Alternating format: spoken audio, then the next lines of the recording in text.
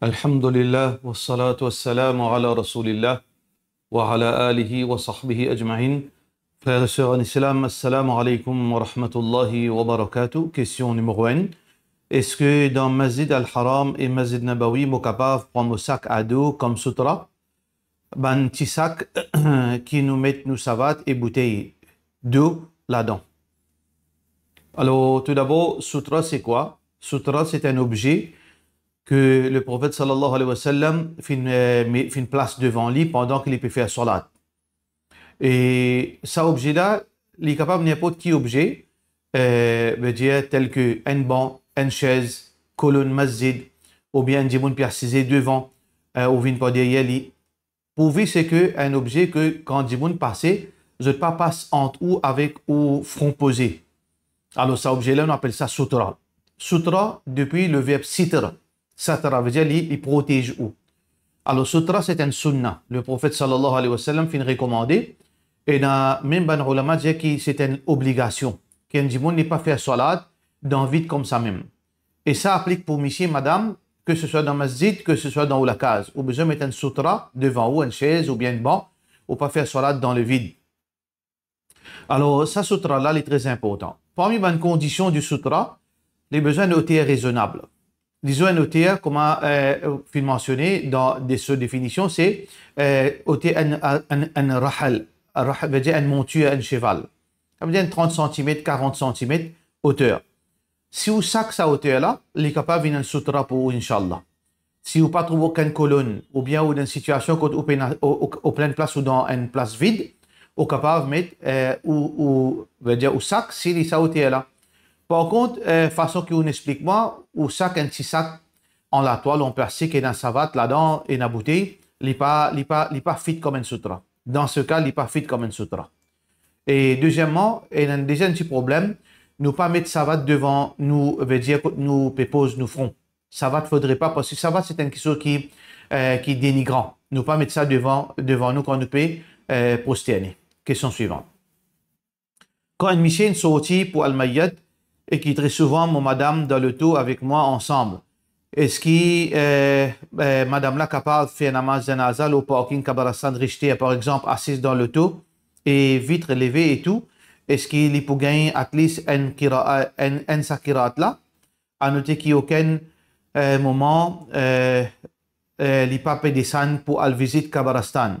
Il résiste dans le tour, côté office avec mes enfants. Dans la journée, côté mot, connaît qu'il est sécure et pena et moyen champ de vision l'oban là.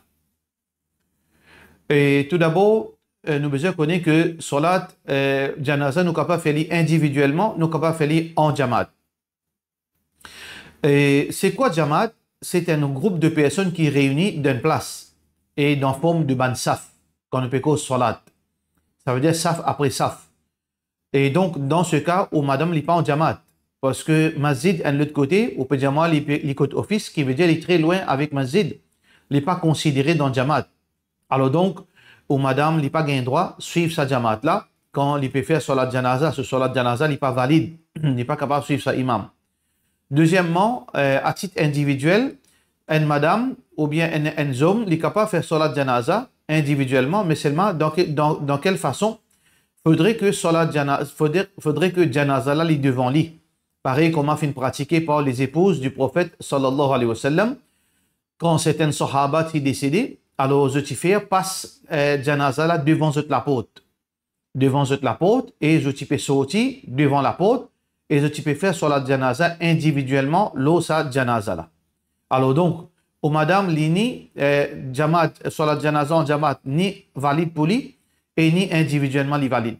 Dans ce cas, au madame pas gain droit. Dans les deux cas, veut dire considérer sur la janaza. Soit que les sortis, les rentrent en jamaat, soit que les viennent devant janaza là, individuellement, les faire sur la janaza. Question suivante. Salam alaikum. Dans Surah Ad-Dukhan, quand Pharaon fait mot, Allah subhanahu wa ta'ala dit ni le ciel, ni la terre fin pleurer. Au capable d'un tafsir de cette ayat là, de la part de nos sœurs Noureza. Allah subhanahu wa ta'ala dans Surah Dukhan, Allah dit فَمَا بَكَتْ عَلَيْهِمُ السَّمَاءُ وَالْأَرْضِ. Et ni le ciel, ni la terre fin pleurer pour lui. Alors, donc, définitivement, et quand Allah subhanahu wa ta'ala peut dire quelque chose, il est dans le sens littéral jusqu'à preuve du contraire. Beaucoup de hadiths confirmaient que Allah, Jahannam l'y causait. Jahannam l'y causait. Et aussi, dans le Coran, Allah subhanahu wa ta'ala fait mentionner Jahannam causé. Et dans le Coran, par exemple, Allah subhanahu wa ta'ala dit dans le Coran, Hal min mazid. Jahannam pour dire Hal min mazid, est-ce qu'il y a encore? Qui veut dire Jahannam l'y causé. Pareil comme ça même dans Surah Maryam, Allah subhanahu wa ta'ala confirmait que la terre, les cieux, les montagnes, sont effrayés. Ça veut dire que c'est sa faculté pour être effrayé. تكاد السماوات يتفطرن منه وتنشق الأرض وتخر الجبال هدا أن دعوا للرحمن ولدا. Quand un chrétien invente sa mensonge que Allah fait donner naissance à un garçon, les cieux tu prêts pour casser, la montagne tu prêts pour effondrer, pour venir la poussière, et la terre tu prêts pour écrouler par frayeur pour Allah subhanahu wa ta'ala. Alors donc définitivement les cieux pas pleurer pour l'amour de ban kafir. Les cieux et la terre ne pas pleurer pour l'amour de ban kafir. Mais qui veut dire pleurer, qui veut dire effrayer, qui veut dire causer, définitivement, il n'est pas similaire à façon qui insan pleurer, effrayer, causer. Pareil comme en aussi nous comprenons que ban fourmis de communiquer entre eux. Mais est-ce que je cause, je communique comme un insan communique? Bien sûr, il n'est pas pareil. La même chose, ça veut dire je causer dans façon qu'Allah fait une fait de causer, et je effrayer de cette façon, et je communiquer de cette façon. Je pleurer de cette façon qui n'a rien à faire avec comparaison entre l'être humain et sa bonne objet et sa bonne créature. Question suivante. Salam alaikum. Quand nous donnons un djimoun l'argent zakat, est-ce que nous besoin informer djimoun là que c'est l'argent zakat? Écoutez, quand on peut donner un djimoun l'argent qui veut dire que il y a un djimoun dans le besoin. Si un djimoun dans le besoin, alors donc automatiquement l'argent zakat vient éligible pour lui. Alors ou djali ou pas djali, il est déjà veut dire éligible, il est déjà veut dire un djimoun qui mérite zakat. Alors on peut il pas une condition pour djali parce que ou djali ou pas djali, il mérite zakat. Sauf que si un djimoun n'est pas mérite zakat, on peut donner un petit cadeau. On pas le droit de donner zakat dans ce cas. Ça veut dire si un djimoun mérite zakat, on peut pas pour donner. À moins que le djimoun là li pour une raison qu'il aime, il comprend. Il peut donner un aide, mais seulement il pas de zakat. Il peut donner un fils abilillah, il pas de zakat. Et il fait explicitement, veut dire faire connaître. Informer djimoun qu'il n'est pas pour prendre zakat. Dans ce cas, ou pas gagner droit de donner, sauf si ou dit mais tu pas gagner l'argent même, moi l'argent zakat, est-ce que tu peux prendre? Dans ce cas-là, oui, si l'IP de ce côté, il est confirmé qu'il n'est pas pour prendre zakat. Et oui, dans zakat ou envie de donner, là où vous êtes dit. Là, il y en a le choix pour prendre ou bien pas prendre. Mais comme ça même, n'importe qui dit mon pauvre, ou pas besoin de condition pour dire zakat, ça est-ce qu'il faut prendre? Il n'est pas une condition. Question suivante. Salam alaikum. Et pour bonnes affaires, mucus dans le nez ou dans la gorge, est-ce que gain droit à avaler quand rosa?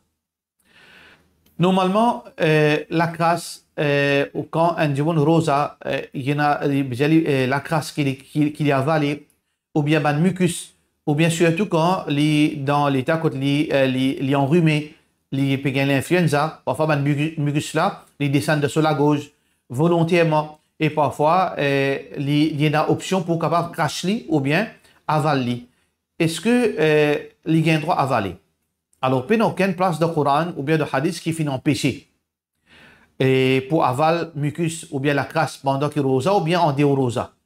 Mais seulement, là, il dépend de la personne lui-même. Et Nadjimoun, il trouve ça répugnant. Alors, donc, il crache lui. Alors, ça, c'est recommandation de Ban Ulama. Que Ban mucus qui descendent quand nous enrhumés, etc., nous avons besoin de cracher. Mais seulement ça, c'est l'opinion insan qui pas base de rien du tout. C'est-à-dire une appréciation ou bien un choix de certains djimoun. Mais pas rien de charia concernant avaler ou bien cracher, ça lit dans discrétion de la personne. Qui veut dire qu'il n'est pas affecté nos rosa, nous dans nos discrétion si nous envie avaler ou bien si nous envie cracher, dépend djimoun, pas rien pour blâmer c'est lui qui fait ça ou bien c'est lui qui fait l'autre. Question suivante. Salam alaikum. Si mo en a bijou, 35 grammes l'eau de 22 carats, 8 grammes de 18 carats, 31 grammes de 21 carats, est-ce qu'il m'a besoin de zakat? Si on a différentes formes de bijoux, d'après différentes formes de carats, alors on a besoin tout d'abord faire au compte. Nous faisons ça compte là. 35 grammes plus 18, ça veut dire faire 53. 53 plus 31, les faire 84. 53 fait 84 grammes. Et définitivement, l'eau, ça l'eau là, est spécifiquement payée zakat. Parce que zakat, les sous valeur 88 grammes, l'eau, 24 carats. Mais faire attention, là, nous peut dire explicitement seulement ça item, l'eau. Mais quand on dit il y a pour zakat, il n'est pas seulement get l'eau, il besoin get sa richesse. Nous tirons zakat, l'eau, nous richesse. Ça veut dire, c'est pour ça que Rasulullah sallallahu alayhi wa sallam dit Inna Allah farada alayhim zakatu amwalihim. Zakat amwalihim. Allah fait une phrase, zakat de autres richesses. Tu'khadu min aghniyahim wa turaddu ala fuqaraihim. Qui nous besoin de prendre des plus bonnes riches pour donner à bonnes pauvres. Ça veut dire, zakat, il n'est pas l'eau, il est l'eau richesse. Alors, bonne richesse, c'est dans plusieurs formes. Dans forme bijoux, dans forme l'eau, dans forme cash, dans forme certaines bonnes choses qui zakatable. Bœuf, ban bétail, etc. Alors donc, si un diamond 84 grammes l'eau dans plusieurs types de carats, alors donc, les besoins, tout d'abord, évaluer les côté un bijoutier, par exemple, en même temps, les autres formes de richesse qu'il y en a de sa possession. Par exemple, cash qu'il y en a en banque, cash qu'il y en a en main. Alors, il ajoute tout ensemble. La légalité, est-ce que ce cash en banque, ce cash en main, et plus ça, l'eau qu'il y en a là, est-ce qu'il y arrive à une valeur de 88 grammes, l'eau de 24 carats? S'il y arrive sa valeur-là, les besoins de zakat, l'eau, sa richesse, veut dire quand il compte globalement. S'il est trouvé que, avec sa l'eau-là, et avec ce petit argent qu'il y en a, il ne peut pas atteindre valeur 88 grammes l'eau, 24 carats, là, il n'est pas zakatable. Bien sûr, une deuxième condition applicable, il faudrait sa richesse-là finirait 12 mois lunaires dans sa possession. Question suivante. Salam alaikum. Est-ce qu'il y a un droit de manger une petite chose qui est un red wine, white wine, des fois appelé red wine vinegar et white wine vinegar? Je ne suis pas trop sûr si tout même affaire. Est-ce que nous avons le droit de manger une petite chose qui est un minimum l'alcool? À cause des fois en Europe, je te mets ça dans du pain, dans raisin, etc. Deux petites choses très différentes au fin de causer. Red wine avec red wine vinegar, c'est deux petites choses totalement différentes. Red wine, c'est une petite chose intoxicant, l'alcool. Alors que red wine vinegar, c'est vinaigre. Alors, l'alcool et vinaigre, c'est deux petites choses différentes. Vinaigre à la base de vin, pas de problème, halal, parce que il n'est plus intoxicant, il n'est plus alcoolisé. Les fins d'une vinaigre, les fins décomposées, sa structure moléculaire fin changer. Et d'ailleurs, Rasulullah sallallahu alayhi wa sallam fin recommande, veut dire, prends ça comme assaisonnement dans nos bonnes nourritures. Alors, peu importe, sur base, vinaigre rouge, vinaigre blanc, pas aucun problème. Mais par contre, red wine, le vin rouge, le vin blanc, mettre ça dans manger volontairement, haram. Ou pas gagner droit, mettre vinaigre blanc, vinaigre rouge, ou pas gagner droit, mettre vin blanc, vin rouge dans une nourriture, et ça, ou pas gagner droit à manger, surtout s'il est dans forme liquide, ou bien il y a un parfum du vin, ce couleur, il est la même, ce parfum, il est la même, ou bien ce goût, il est la même, ou bien ce l'état liquide, il est encore la même, tout ça là, il est haram. Mais vinaigre, pas aucun problème. Question suivante. Salam alaikum. Imam, moi, fin tendé, une causerie. Côté un imam peut dire que Imam Abu Hanifa, ti un tabi'in, et il fin trouve sahaba, et Imam Bukhari, fin 150 ans après. Qui fait, ceux qui suivent Tawhid, donnent l'importance, plus Hadith Bukhari, qui livre Imam Abu Hanifa, de la part de nos frères Christophe. Celui qui finit ça, peut démontrer qu'il n'est pas peut comprendre, qu'il peut causer.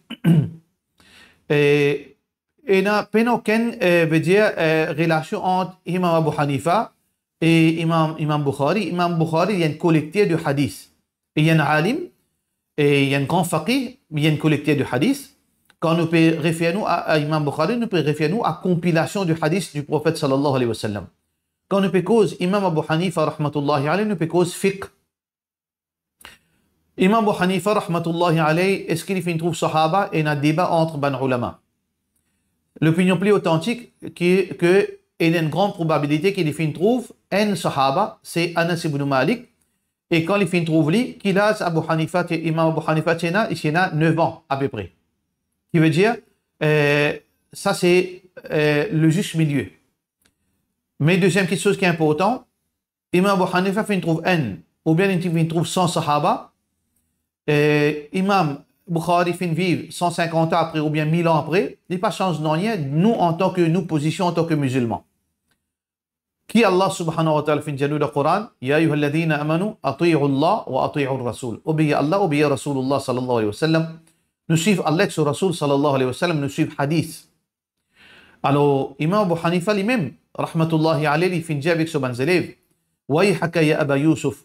Mowading-toi, oh Abu Yusuf, innama ana rajulun ukhti wa usib. Moi, un insan, parfois, m'arrive à la bonne conclusion, parfois, moi, fait erreur. Quand moi, fait erreur, si tu trouves mon parole les contredit à hadith, prends mon parole, crache dans miraille, suive hadith. Qui veut dire, Imam Abu Hanifa peut montrer nous pour suivre hadith. Nous ne pouvons pas suivre Imam Bukhari, nous pouvons suivre hadith authentique. Si Imam Abu Hanifa lui permet un hadith qui est authentique, nous avons besoin de suivre ce hadith. Si Imam Bukhari permet un hadith authentique et Imam Abu Hanifa, sa parole, il peut contredire ce hadith authentique, qui nous besoin de faire, nous besoin de suivre hadith Rasulullah sallallahu alayhi wa sallam. Si Imam Abu Hanifa permet un hadith et qui est plus authentique qui est dans Bukhari, nous suivons parole, référence de Abu Hanifa, qui veut dire qu'il n'est pas une question de suivre Dimoun. Nous avons besoin de suivre ça qui est plus authentique depuis hadith Rasulullah sallallahu alayhi wa sallam. Question suivante. Assalamu alaikum.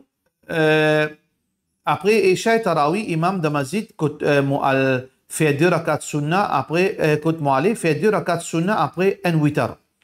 Mais une fois occasionnellement, il fait juste 3 witar.